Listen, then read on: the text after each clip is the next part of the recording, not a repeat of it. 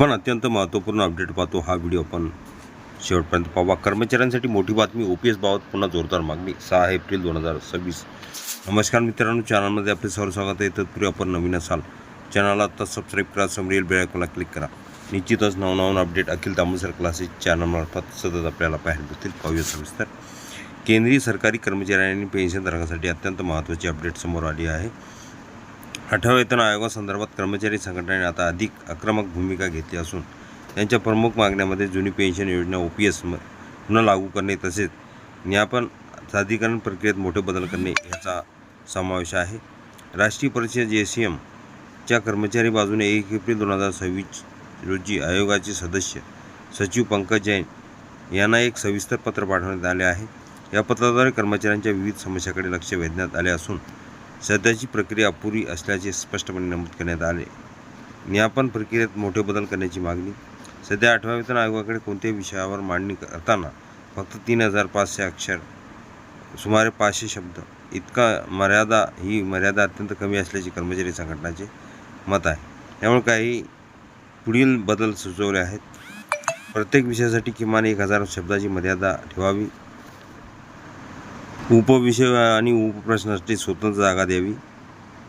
सादरीकरण अधिक सोपे आणि सुसंगत करावे. संघटनेच्या मते यामुळे कर्मचारी आपले मुद्दे अधिक स्पष्टपणे आणि प्रभावीपणे मांडू शकतील, ज्याचा थेट फायदा आयोगाच्या निर्णय प्रक्रियेला होईल.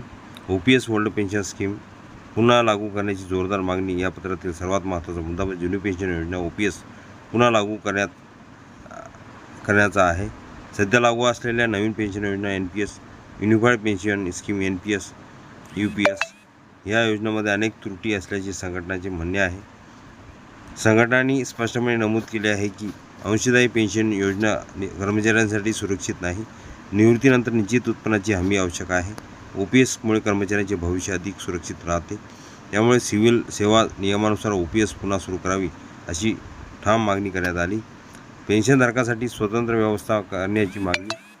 संघटनाने निवृत्त कर्मचाऱ्यांच्या समस्याकडे विशेष लक्ष देण्याची गरजही अधोरेखित केली आहे. त्यासाठी त्यांनी पुढील सूचना दिल्या आहेत. पेन्शनधारकांसाठी स्वतंत्र विभाग स्थापन करावा. पेन्शन सुधारणा, समान पेन्शन, 1 रँक 1 पेन्शन सारखा विचार लागू करावा. कम्युनिटेशन सुविधा पुन्हा सुरू करावी. पेन्शनवाढीबाबत स्पष्ट धोरण तयार करावे. संघटनाचे म्हणणे आहे की पेन्शनधारकांची संख्या मोठी आहे आणि त्यांच्या समस्या वेगळ्या स्वरूपाच्या आहेत, त्यामुळे त्यांना स्वतंत्रपणे हाताळणे आवश्यक आहे. महिला कर्मचाऱ्यांसाठी विशेष सुविधा आवश्यक. महिला कर्मचाऱ्यांच्या वाढत्या सहभागाचा विचार करून त्यांच्या समस्येसाठी स्वतंत्र तरतूद करण्याची मागणी देखील करण्यात आली आहे. यामध्ये पुढील मुद्दे समाविष्ट आहेत. कार्यस्थळी सुरक्षितता वाढवणे, प्रसूती लाभ सुधारणा, मासिक पाळीशी संबंधित सुविधा, बालसंगोपन रजा, CCL अधिक प्रभावी करणे, लिंग समानता धोरणे मजबूत करणे. या उपाययोजनेमुळे महिला कर्मचाऱ्यांचे अधिक सुरक्षित आणि समावेशक कामाचे वातावरण तयार होईल असे संघटनाचे मत आहे. विभागनीय समस्यासाठी स्वतंत्र विचार. केंद्रीय सरकारमध्ये विविध विभाग आहेत. प्रत्येक विभागाच्या समस्या वेगळ्या आहेत. त्यामुळे एकच नियम सर्वांसाठी लागू करणे योग्य नसल्याचे संघटनेने सांगितले.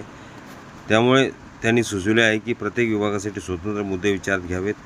विभागीय सल्लामसलत कन्सल्टेशन वाढवावी. धोरण तयार करताना स्थानिक अडचणी लक्षात घ्याव्यात.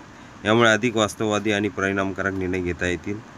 ज्ञापन सादर करण्याची मुदत वाढवण्याची मागणी. सध्या ज्ञापन सादर करण्यासाठी दिलेली मुदत खूपच कमी असल्याचे संघटनांनी नमूद केले आहे. त्यामुळे त्यांनी ही मुदत 31 मे 2026 पर्यंत वाढवावी अशी मागणी केली आहे. यामागील कारणे. विविध संघटनांनी त्यांच्या समस्यांची चर्चा करण्यासाठी वेळ हवा. सर्व मुद्दे व्यवस्थितपणे तयार करण्यासाठी अधिक कालावधी आवश्यक. अधिक व्यापक आणि प्रातिनिधिक सूचना आयोगापर्यंत पोहोचतील. कर्मचाऱ्यांसाठी निर्णायक काळ. 8वा वेतन आयोग हा केंद्रीय कर्मचारी आणि पेन्शनधारकांसाठी अत्यंत महत्त्वाचा टप्पा आहे. सध्या संघटनांनी मांडलेल्या मागण्या पाहता पुढील काही महिन्यात मोठे निर्णय होण्याची शक्यता आहे. विशेषतः OPS लागू करण्याचा मुद्दा हा केंद्रबिंदू ठरत असून यावर सरकार काय निर्णय घेते याकडे संपूर्ण देशाची लागली आहे. ओल्ड पेन्शन जर मागण्या मान्य झाल्या तर लाखो कर्मचारी आर्थिक सुरक्षिततेत मोठा बदल होऊ शकतो. हा व्हिडिओ उपयोगी वाटल्यास लाईक, शेअर आणि अखिल तांबूसर क्लासेस चॅनल लगेच सबस्क्राईब करा, लाईक करा, कॉमेंट्स करा. असे नवनवीन अपडेट आपल्यापर्यंत सहज पोहोचतील.